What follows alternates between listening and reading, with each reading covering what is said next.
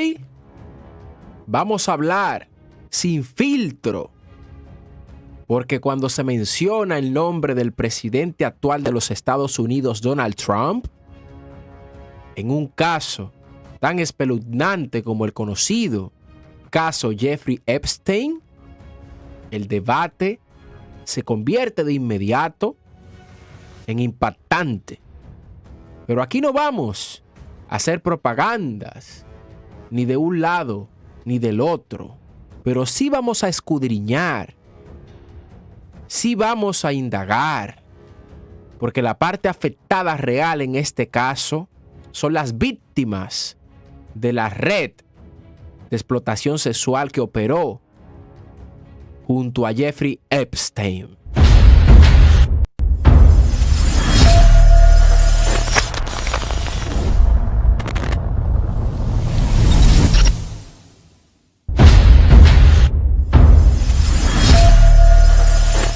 Pues para nadie es un secreto que Jeffrey Epstein fue acusado federalmente por tráfico sexual de menores en el año 2019 bajo el título 18 del Código de Estados Unidos, sección 1591, mismo que castiga el sex trafficking de menores, esa figura penal que requiere probar que la víctima era menor de 18 años, que hubo reclutamiento, transporte o captación, que hubo conocimiento o intención.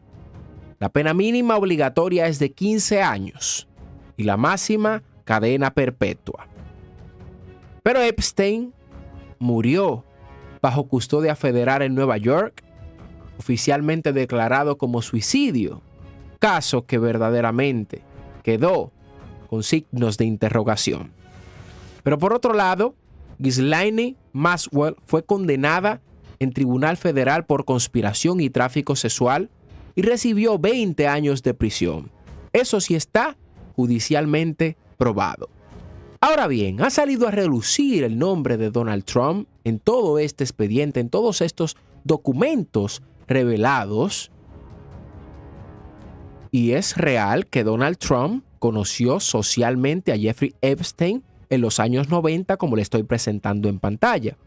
Existen fotos y videos públicos en eventos sociales.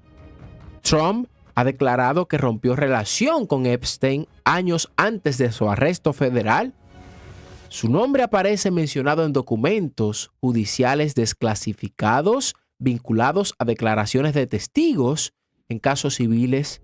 Sin embargo, no hay acusación formal contra Donald Trump derivada del caso Epstein. Todo esto es rumores, todo esto son acusaciones políticas, pero no hay una acusación formal, un expediente donde digan que Donald Trump participó en este tráfico de Jeffrey Epstein. No obstante, existen unos videos que les voy a presentar sobre Lieu, sobre Jasmine Crockett, que atacan a Donald Trump frente a Pam Bondi, quien es la fiscal general de Florida. Y quiero presentarles esto porque está bastante interesante para que ustedes vean todo lo que dicen ellos. So why are Republicans so interested in Bill and Hillary Clinton? It's because they're trying to distract from the fact that Donald Trump is in the Epstein files thousands and thousands of times. In those files, there's highly disturbing allegations of Donald Trump raping children, of Donald Trump threatening to kill children. So I encourage your press to go look at these allegations, and I'm highly disturbed that Deputy Attorney General Todd Blanche just got the law wrong. Yesterday, he said, essentially, that it is not a crime to party with Jeffrey Epstein. Well, that's actually not correct. If Jeffrey Epstein was human trafficking minors for these sex parties, and you show up and patronize the establishment at that party, yes, you're guilty, because patronizing is part of the law, the federal sex trafficking law. So Deputy General Todd Blanche just got that wrong, which maybe explains why they aren't investigating all these folks, including Donald Trump. He needs to read the law and investigate these people. He also needs to resign, not only for not knowing the law, but a massive, not only screw up, but the biggest privacy violation in history. They release a lot of pictures of minors, unredacted, just violated the privacy of these girls. It is uncalled for what they did. The one thing that they could not do under this law was to invade the privacy of these women now, who were girls at the time, who were victims of sex trafficking. Also, he met with Ghislaine Maxwell, moved her to Level Security Prison, and then got a puppy for her. So for all those reasons, he's just got to leave the Department of Justice. I want to discuss another man, Donald Trump, who is all over the Epstein files. Like former friends. Here's the video.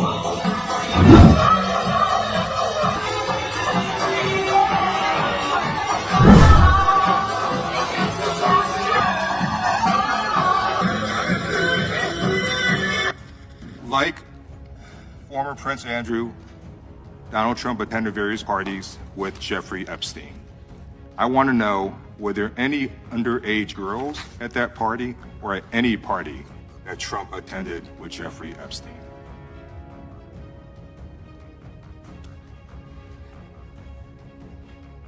This is so ridiculous, and that they are trying to deflect from all the great things Donald Trump has done. There is no evidence that Donald Trump has committed a crime. Everyone knows that. This has been the most transparent presidency. He's the one that asked that those files. I'm reclaiming my time. I got your answer. You said there's no evidence. Trump asked Chairman, please stop the clock. Stop the clock. Legislation.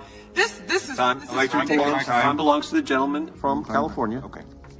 I'm going to put up another document from a witness who called the FBI's National Threat Operations Center, because I believe you just lied under oath. There is ample evidence in the Epstein file. Don't you ever accuse me of a crime. I believe you just lied under oath, and this is on videotape. You said there's no evidence of crime. I'm showing you. Here is a witness statement who called into the FBI's Threat Operations Center. He drove Donald Trump around in a limo. He overheard what Donald Trump said to Jeffrey on his cell phone. He was so angry, he was going to stop a limo and hurt Donald Trump. And he met a girl who said she was raped by Donald Trump and Jeffrey Epstein. She later had her head blown off, and officers at the scene said that could not have been suicide. No one at the Department of Justice interviewed this witness. You need to interview this witness immediately. Epstein should rot in hell, so should the men who patronized his operation. And as we sit here today, there are over 1,000 sex trafficking victims, and you have not held a single man accountable. Shame on you. If you had any decency, you would resign right after this hearing concludes. The gentleman has expired. May I respond? Yeah, I don't know how you respond. No one can. I did not ask a question, Ms. He doesn't want to talk about I did not ask a the crime in California. He does not want to talk about I did not ask a crime question. in his state. You can't just He's ask this. going I after did not ask a Donald question. Committee will be.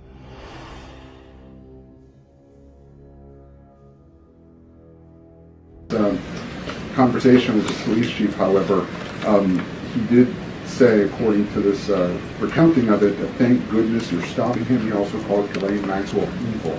So my two questions are, did that conversation with the Palm Beach police chief happen? And can you explain the discrepancy? What I will say is that the president has always remained consistent, and that he kicked Jeffrey Epstein out of his club at Mar-a-Lago because, frankly, Jeffrey Epstein was a creep. And unlike many other people who are named in these files, President Trump cut off his relationship with Jeffrey Epstein and was honest and transparent about that for years and years. And so I think what the president has said all along has always remained true.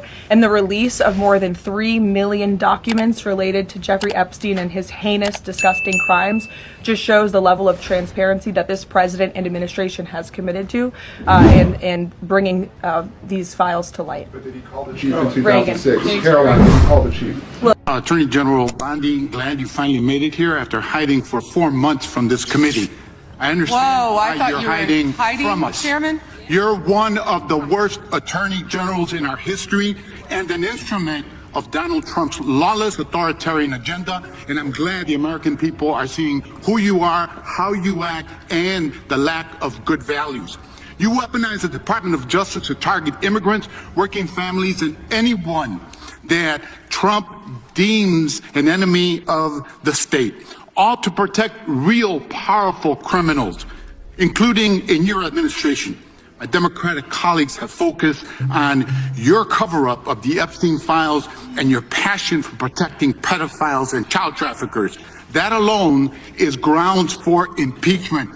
But there's so much more to your corrupt tenure as Attorney General. I'm going to put up another document from a witness who called the FBI's National Threat Operations Center because I believe you just lied under oath. There is ample evidence in the Epstein file. Don't you ever accuse me of a crime. I believe you just lied under oath, and this is all on videotape. You said there's no evidence of a crime. I'm showing you. Here is a witness statement who called into the FBI's Threat Operations Center. He drove Donald Trump around in limo. He overheard what Donald Trump said to Jeffrey on his cell phone. He was so angry, he was going to stop a limo and hurt Donald Trump. Shame on you. If you had any decency, you would resign right after this hearing concludes. I want to talk about the president and his possible involvement with Jeffrey Epstein. Now, I don't know what the president might have done with Jeffrey Epstein, but unlike this administration, I believe the facts matter. So let's talk about the facts. Fact number one, Donald Trump is one of the most named people in the Epstein files. At least 5,000 files contains more than 38,000 references to Trump, his wife, or Mar-a-Lago. Fact number two, Jeffrey Epstein and Ghislaine Maxwell made young girls available to Trump on multiple occasions. For example, according to this file, Ghislaine Maxwell presented a young girl to President Trump who spent more than 20 minutes apparently flirting with her. Here's another example. This shows notes from FBI investigators that describe Jeffrey Epstein transporting a victim to Mar-a-Lago to meet with President Trump, where he bragged to Trump that, quote, "This is a good one." Now, I'm not saying that the president is a pedophile, but there is a lot of evidence in these files that suggests that he's very close friends with a lot of men who are pedophiles. What's crazy about all of this is just that this is a big cover-up. And this administration is engaged in it. In fact, this administration is complicit.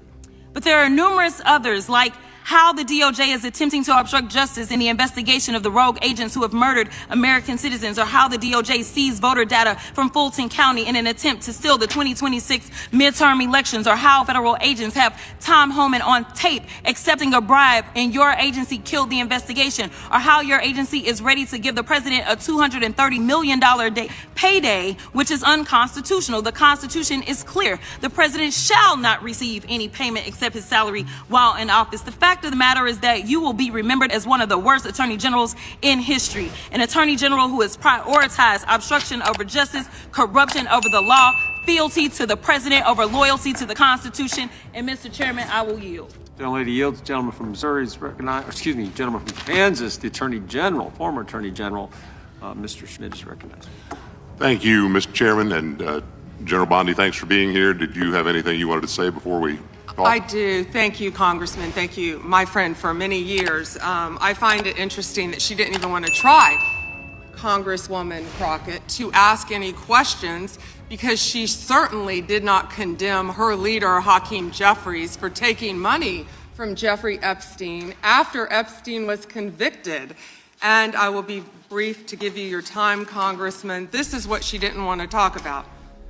Texas, from Cuba, convicted, homicide, arson, weapon offense.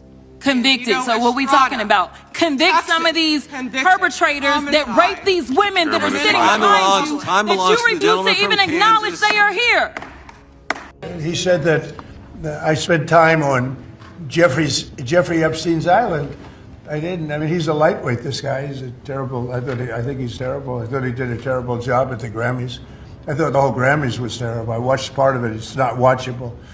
But he was a lousy host. I'd say not as bad as Jimmy Kimmel, but pretty close. And no, he made a statement about me and Jeffrey Epstein. I have nothing to do with that. I have nothing to do with Jeffrey Epstein. And in fact, if you look at the DOJ, they announced, they released 3 million pages. It's like this is all they're supposed to be doing. And frankly, the DOJ, I think, should just say, we have other things to do, because that whole thing's turned out, I mean, other than Bill Clinton and, Bill Gates and lots of people that there are a lot of questions about it, but nothing on me. But it was even sort of better than that, because they found that Jeffrey Epstein and this sleazebag writer named Michael Wolff were conspiring against Donald Trump to lose the election. La realidad es que nadie puede acusar directamente a Donald Trump, pero sí es una persona mencionada. También es un hecho que no existe hasta este momento una acusación penal federal en su contra por tráfico sexual relacionada con el caso de Jeffrey Epstein. Pero hay dos verdades, dos cosas que no se pueden ocultar. Por un lado, está un grupo de personas que dicen, si Donald Trump aparece en estos documentos es porque algo hay. Pero por otro lado, tenemos otro grupo que dicen, si no hay cargos en su contra, esto es un tema político. Pero el derecho penal no funciona con sospechas ni con simpatías. Funciona con pruebas. Si existe evidencia sobre un cargo que acuse a Donald Trump, deberían de someterlo ante la justicia y no que se quede en la simplicidad de lo superficial y de la prensa. El sistema tiene mecanismos para actuar incluso contra un presidente en funciones, aunque el camino constitucional sea diferente.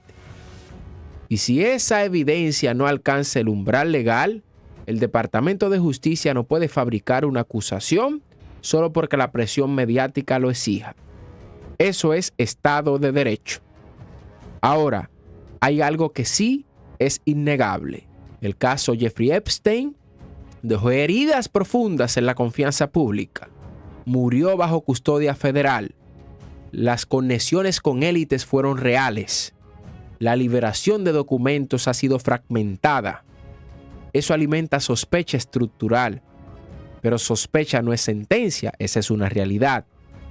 Entonces haré varias preguntas para finalizar con todo esto. ¿Queremos justicia basada en evidencia? ¿O queremos culpables seleccionados que hayan sido mencionados en este caso tan atroz como el de Jeffrey Epstein?